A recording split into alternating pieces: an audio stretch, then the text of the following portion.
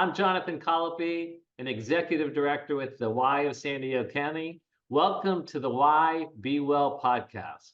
Today, our guest is Todd Tibbits, President, CEO of the Y of San Diego County. And our topic is going to be exploring community well-being and belonging. Todd, welcome. And also, I must say, congratulations on what I understand to be 32 years of service with the Y. Thanks, Jonathan. It's great to be with you today. Yes, on March 20th, I'll say celebrated my 32-year anniversary with the YMCA. That is fantastic. And for me, just noting, the marketplace today, there's typically a lot of transition in terms of career path, and one that has, really spent their whole professional life in service with the Y. I just want to ask, how did this come to be?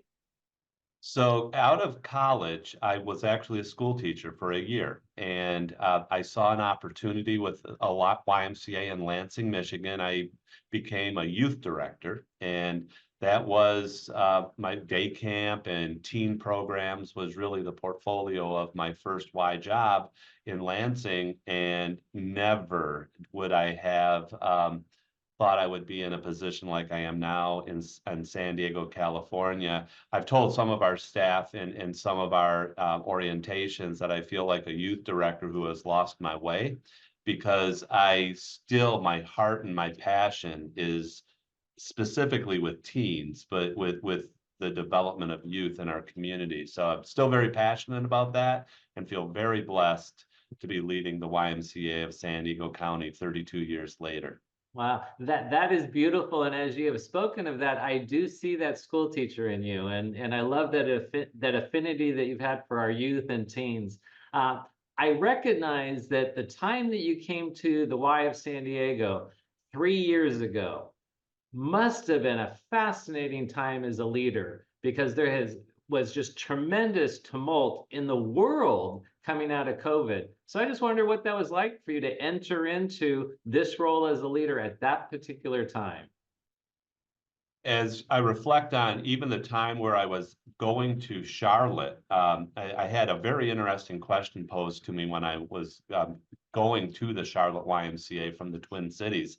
And somebody asked me, hey, Todd, congratulations.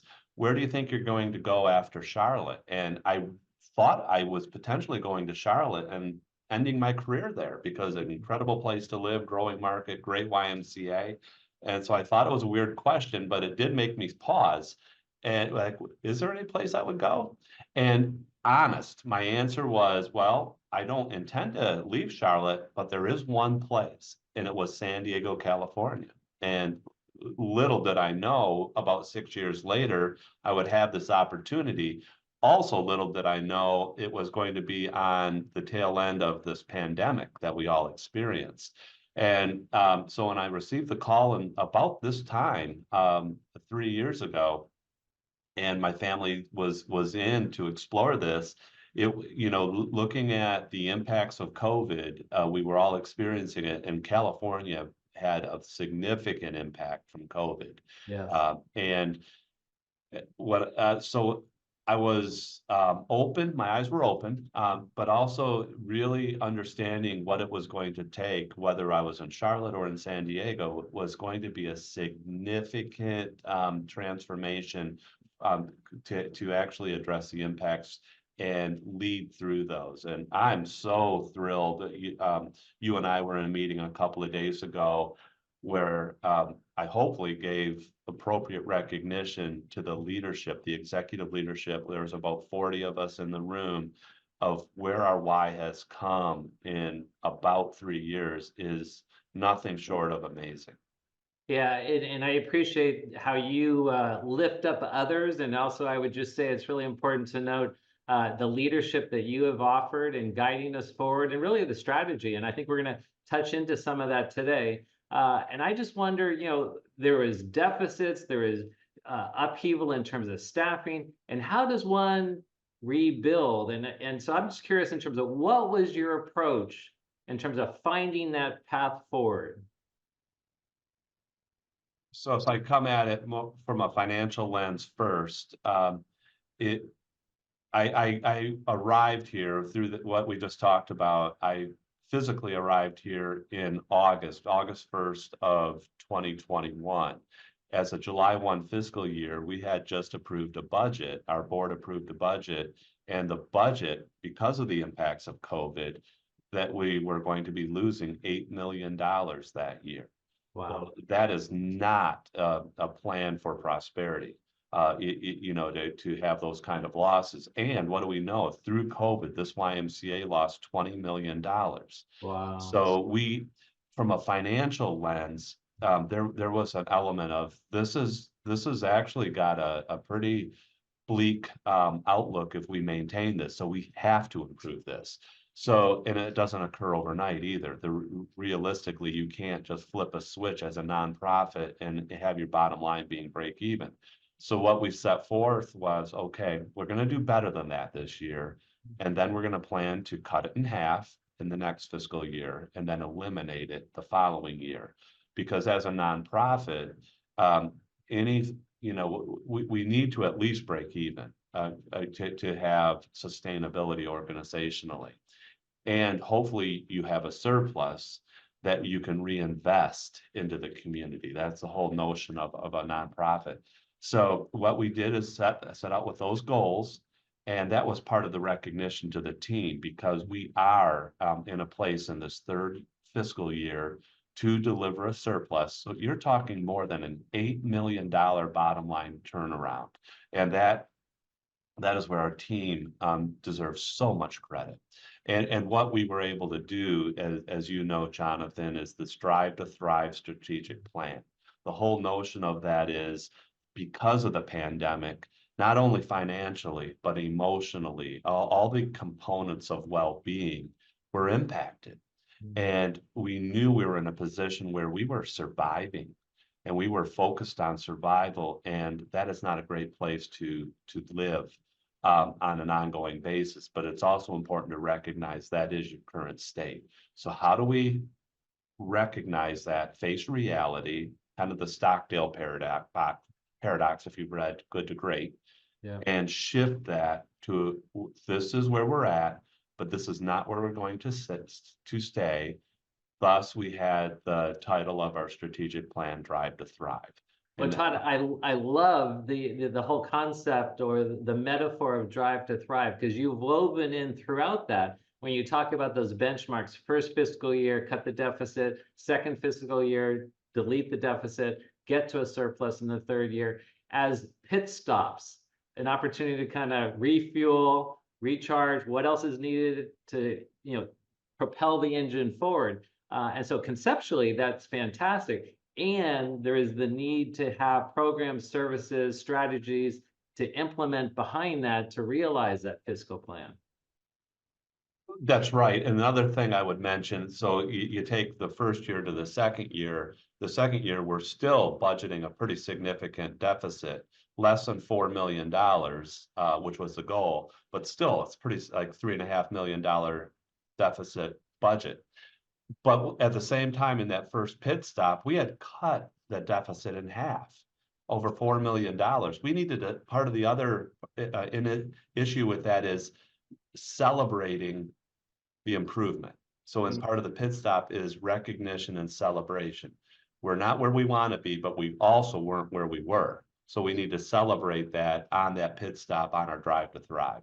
I like that idea of the celebration, because for me personally, I see that as that refueling. To really recognize what's been achieved and fuel yourself to take that next step forward. And so when you talk about some of the needs in the communities of the San Diego Association, I know important to you is a brand integrity. And I came to know the Y originally as a gym and swim, where I played in basketball leagues. And then coming to the Y, I was drawn really to the vast array of programs and services, especially the social services. So in terms of the brand moving forward, you had particular strategic priorities, which relate to really the overarching topic of community well-being and belonging. And if you could speak a little bit to that. Sure. So in the last I'll say 6 to 9 months, we have externally rebranded our YMCA, focused on community well-being and belonging. And we continue to try to instill that as our external brand. To your point, a piece of what we do is, I'll call it the branch gym and swim. And there's so much more involved in that, as you know, leading our Ryan Family YMCA. It's much more than just that gym and that swim. You do so much more around childcare and other services in the community. But that is a moniker. I had a board chair when I was in Charlotte as a CEO there. And we would talk about this, knowing we're so much more and how we need to brand. He also said, but Todd, don't ever apologize for those services within gym and swim, because that is meeting a significant need for a portion of your community. So that was an important message for me to hear, because I won't apologize for the gym and swim of what we do, because it is such an important ingredient of what we do. And I just received, when I was at the victory celebration for our Jackie Robinson Family YMCA annual campaign last night, I received, and I actually asked if I could take it. I'm going to give it at our board meeting next week. These are 4 testimonials from individuals that received annual campaign dollars that you would say are for traditional gym and swim. And I'll just read the first sentence of the second one. Please. I have hypertension and I'm overweight.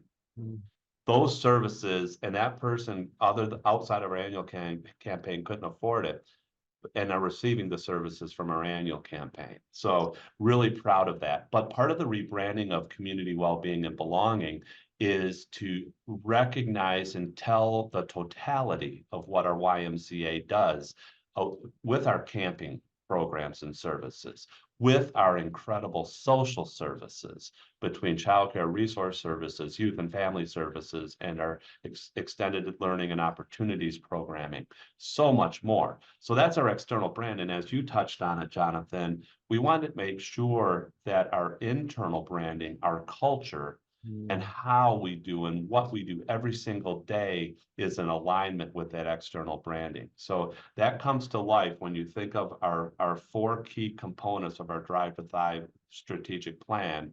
The team well-being being our core focus, as well as our equitable opportunity, our organizational relevance, and organizational strength, making sure what we say we do that we're actually delivering on.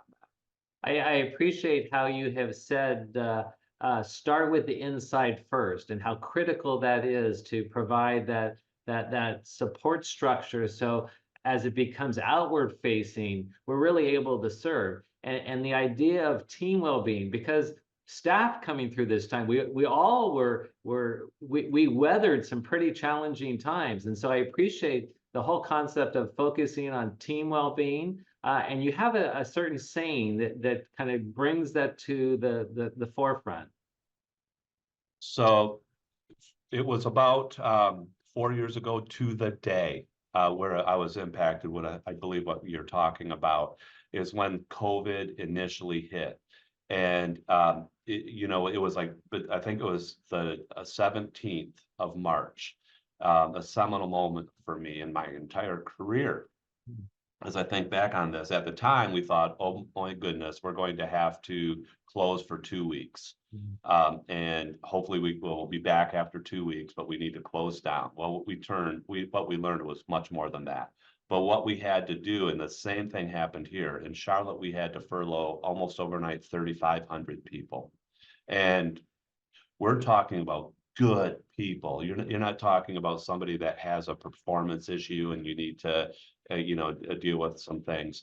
These are good individuals, the heart, the soul of the YMCA that you were having to furlough. So, and there was a lot just administratively and that you had to take care of. And so we were going through all of the procedural things with my core senior staff. And one of them said to me, Todd, never forget, hurt people hurt people. Yeah. And for me at that time, because I was really focused, there was so much to do and such a crazy time right at the beginning of the pandemic, it stopped me in my tracks because I knew that he was right. Hurt people hurt people. Yeah. So, and that's what the inside out approach that you're talking about. If we're truly going to deliver community well-being and ensure a feeling of belonging, we first have to deliver team well-being. And it's hard work to do every day, especially coming through the financial impacts that we did. But I've also tried to pivot this from hurt people to more of a positive positioning. If you love on people, they will love on people. That is wonderful. And I would say, Todd, that it is extraordinary to hear a leader an organization the size of the YMCA, close to 5,000 employees, where the leader is compassionate and empathetic in terms of moving us all forward. So I greatly appreciate that. That's where you started with us as an association here. And I can't not know that that has fed into how we have grown back in the short amount of time that we have. So thank you. I'd like to have you touch on, I know the mission of the Y includes for all, quote unquote. What does that mean today? Because in our communities, in the world, politics and whatnot, there is a lot of polarization. And so speak to, if you will, that mission of the Y to be for all. Yeah, so if you look at the 17-word mission statement of the national Y, the last two words are for all. Local Ys have the ability to have their own, which we do. And ours is to nurture a healthy spirit, mind, and body so all can thrive while honoring our faith-based heritage. So for all, so all. So what does all mean? And that was actually asked in my interview. The search committee, one of the members asked me, what does for all mean to you? And without complicating, I said, well, for me, it means all. That means everyone, regardless of all the different dimensions of diversity you put on that, all means all. And so when you think about community well-being and belonging, for me, that becomes health equity. And that becomes access. Health equity, when you consider the social determinants of health, and going back to the initial days of COVID, what communities were impacted the most significantly by COVID? It was brown and black communities. Yeah. And so you think of the social determinants of health and health equity, how do you make sure you provide the most meaningful services to communities that need it the most, and that needs to apply to every zip code, and that is difficult work, especially when you're talking about the financial or economics that it takes to run a YMCA. So that's why it's so important to me that it is this umbrella of community well-being and belonging, and not just the gym and swim, but what are the services, including mental health and other services that are so critical to our communities, specifically our youth. Today, that we are looking through this lens of health equity and access. I really do admire and appreciate that the Y's doors are open to everybody, and not just open, but welcoming. And so thank you for that. I know one thing that I've recognized in your tenure thus far in moving us forward is really the recognition that we can do more together. And what's behind that is this idea of community partnerships. And I've seen in a short amount of time a number of significant community partners come forward, joining us to have impact. So if you'd share a little bit about that. Well, let's start with the Ryan YMCA. I love it. Yeah. So we just had an opportunity a few weeks ago to celebrate the rebirth of our sports field at the Ryan Family YMCA due to your leadership with the Rady Children's Hospital and San Diego Seals Field. So that's one example, and I think a great example. We're going to be kicking off a very similar partnership in San Ysidro with our Borderview Family YMCA in a few weeks, April 28th. We're going to be recommitting or reopening our outdoor complex there. Thanks to they just announced it this week about PNC Bank and the San Diego Wave partnership at that location. So those are just two examples, and back to this notion of health equity. Years and years ago, I did my master's research on the title of it was Parity Between Urban and Suburban YMCAs. And what COVID demonstrated was the vulnerability of, I'll call it this retail model around membership and program. It works really well in some communities. It doesn't translate to all communities. So that was one of my commitments coming out of COVID was let's not just go back to what we were doing ubiquitously across all markets, but let's try to rebuild in a manner that is sustainable and relevant in all communities.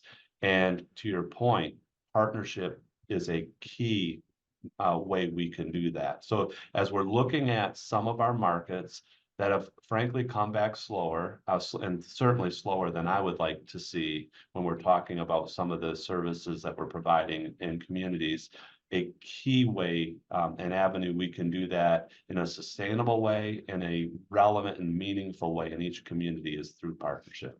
That's fantastic. I have a different kind of question for you, if I could. I look to leaders, and I want to kind of unpack how they got to where they are in life. And I would wonder for you, Todd, what you would offer your younger professional self as guidance, as advice on their journey. So where you are in your career, going back to that 20-year-old, 25-year-old coming up in the Y, what kind of guidance or advice would you offer?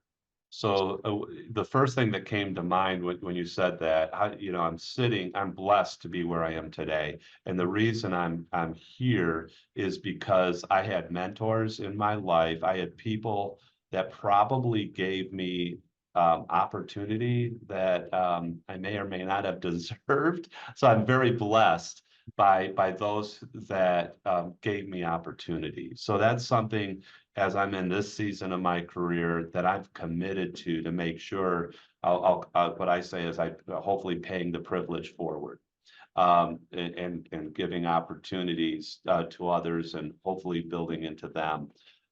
So what I would tell my young self, seek out mentors, those that and so be courageous enough, be bold enough to approach others, say, hey, would you be willing to sit down and meet with me? So I actually have a few that I'm doing that with now. And another thing that I have when I try to attend every single new staff orientation, and also our leadership academy cohorts. And I offer to meet with any one of our team members one-on-one if they would like, for coffee, for whatever. Might take a few weeks or a month, but if they want to do that, and I put it on them, if they reach out to me, we will meet.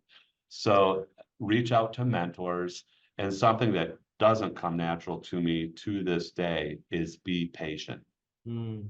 I learned, and on one occasion, the hard way, not every opportunity for advancement is the right move.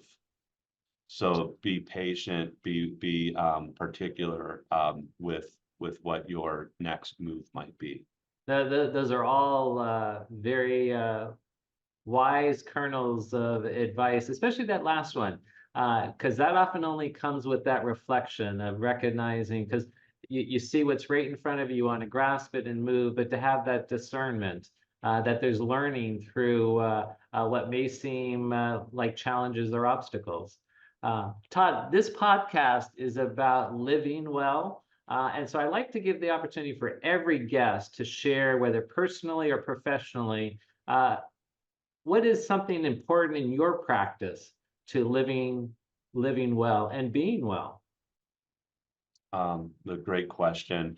I'm an advocate of what the True North philosophy. And if you don't know what True North is, Bill George is the author of the True North experience, and I've become a teaching fellow for that, having been blessed to go through it and now be a teaching fellow now for about a year. And he refers to this as the integrated life. And the notion of there's work-life balance, which can be difficult. That's kind of has the premise of it's like this 50-50 balance, and it indexes up and down if we're honest from time to time. So what does an integrated life look like? So part of building that integrated life is understanding your personal values and the purpose that you have for your life. So part of that for me, for sure, is my family, who they've been incredibly supportive, and if I'm honest, at times sacrificed for my career at the YMCA over the years. So what's important to us? Travel. And sometimes we've traveled for the Y. My wife has traveled with me to Russia, where and we've actually celebrated Thanksgiving one year in Ghana, or I'm sorry, in Dakar, Senegal. And my youngest daughter traveled with us there. So including my family in travels and our experience is incredibly important to me. Yeah, as you share that, I'm just keenly aware how travel provides such an expansive, rich experience culturally and otherwise. And you also become, I believe, more connected to all as you see all the different walks of life. Right. So, Todd, my last question to you, and I'm going to challenge you a little bit gently. What's the vision forward? What does it look like as we view into the future of the Y of San Diego County? We shared a glimpse of that earlier this week at a meeting that you were at. So the Drive to Thrive, I do believe strategic plans have a shelf life, and I don't think we've fully leaned into the Drive to Thrive. We're certainly at a seminal moment and probably at an inflection time where we're going to pivot because we are to that, I'll say, that first phase that we need to celebrate where we have stability. But that is I think this YMCA has so much potential in this community. Stability isn't enough. So what we're shifting our focus within the Drive to Thrive to this this position of getting to the stable ground, to one of where we're talking about growth. And within that growth, three key components. We don't want to just grow for growth's sakes to say hey, this is how big we are. That should never be our driver. So what we're talking about is growth in terms of reach, the number of people we're serving and connecting with in this community, growing our resources, because as we talked about, we need to have resources to be sustainable and to be able to put back into the team and back into our infrastructure.